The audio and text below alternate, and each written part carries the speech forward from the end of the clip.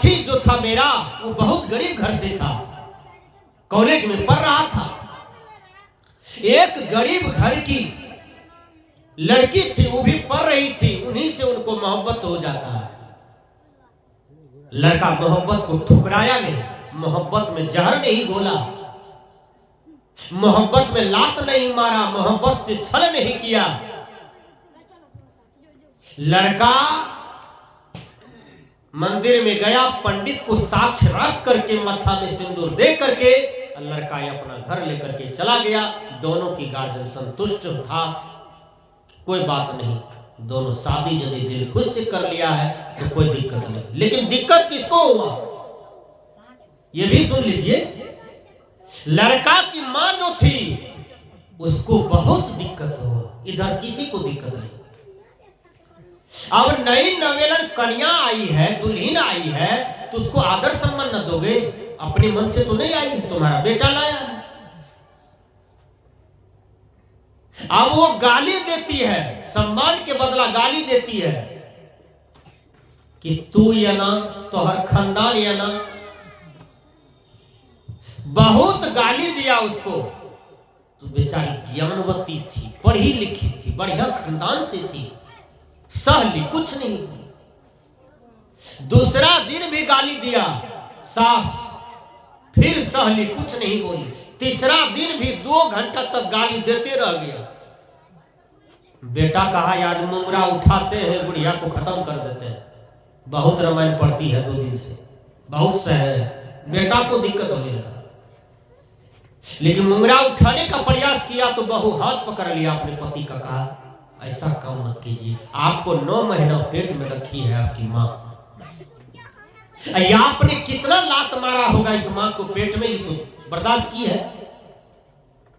यदि आपको जो लात मार रही है तो आपको बर्दाश्त करना होगा, क्योंकि आप जब पेट में थे तो आप बहुत लात मारे होंगे। ये तो बपराय काटती होगी सहली, या आपको कुछ नहीं कहा, आप क्यों मुंगरा उठाने के लिए जा रहे हैं? बेचारा समझ गया, वाह पत्नी मिले तो ऐसा मिले जो पति को समझा दिया। कुछ नहीं कहा। फिर चौथा दिन सास जगी और गाली देना शुरू कर दिया। इतना गाली दिया, इतना गाली दिया। बगल में एक पड़ोसनी थी, थोड़ा मोटी छोटी थी, 5 ठो भैंस लगता था, तो मोटी क्या होगा, कुत्ता मोटी तो वही होगी। तो मोटी छोटी थी, थोड़ा गलगड़ थी। वो आई करके हे दाय, कल के की करे से, कल के 5 दिन से तोरा गैर पड़े छ, हमहू सुने छी अपन घर से, तोरा देह में खून नहीं छो, बुढ़िया पटक कर दिए 2 मुक्का। कल के बहन जी उकताने की जरूरत नहीं है, यहां सहने की जरूरत है। हम किताब में पढ़े हैं कि जो क्षमाशील होता है, सहनशील होता है, कि दुनिया की चौखट में भगवान और भगवती वही मानव मानवी होता है। इसलिए उकताने की जरूरत नहीं। वो सिखाने के लिए आ गई। इसको कहा हे भाई हमको गलत बुद्धि मत दीजिए, मेरी सास है, हमको 1.5 घंटा गाली दे कि 3 घंटा गाली दे, हमारी सास है, हमको गाली दे रही है, हम सुन रहे हैं, हमारा देह में छेदा नहीं हो रहा है। तब वो कहती है पढ़ी लिखी औरत, क्या कहती है जवाब में सुनिए। वही एक बात बोलिए। कहा क्या? कहा आप हमको 500 रुपया दीजिए, हम नहीं लेंगे तो किसका होगा? कहा वो तो मेरा ही हो। कहा हमारी सास हमको 2 घंटा तक रोज गाली देती है और हम नहीं लेते हैं, किसका होगा? तब तो उसी का हो जाए। कहा इसमें उकताने की क्या जरूरत है, या आपको रिंग बिंग पढ़ाने की क्या जरूरत है?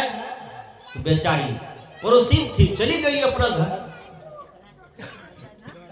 तो विचार कीजिए,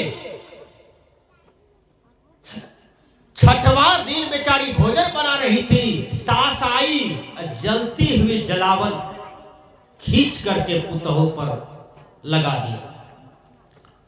पुतहू को लकड़ी नहीं लगा, वो लकड़ी लग गया पिलर। अब पिलर से वो जलती हुई जलावन टकरा करके बूढ़ी के शरीर पर आ गया। आग पूरा शरीर में आग लग गया। बूढ़ी जलने लगी, चिल्लाने लगी, रोने लगी। तब तक में बहू जो भागी थी जोर से बचने के लिए, पलट करके आती है, देखी सांस झरक रही है, जल रही है। तुरंत बालू लाई, मट्टी लाई, किसी तरह से देह पर देते देते आग को बुझा दी। जलते हुए लोग को देह पर पानी दीजिएगा तो वो 1 से 2 दिन नहीं बचेगा, मर जाएगा, याद कर लीजिए। यदि बालू मट्टी से आप बुझा रहे हैं, समझिए उसका जीवन लीला ठीक हो सकता है। तो मट्टी दे करके, बालू दे करके किसी तरह से बचा ली, लेकिन तैयो अधजली हो गई। जब अधजली हो गई तो हॉस्पिटल ले गए, डॉक्टर दवाई दिया, केला की पत्ता पर सुला दिया, केला की पात पर सोई है, फिर भी गाली बक रही है पुतों को। देखिए, अपने ही कर्म से झड़क गई, अपने ही कर्म से जल गई, अपने ही बुराई से कष्ट भोग रही है, लेकिन गाली दे रही है बहू को, ढेस लगा रही है बहू को। बहू को डॉक्टर कहते हैं, बेटी तुम पढ़ी लिखी हो, ये मूर्ख है।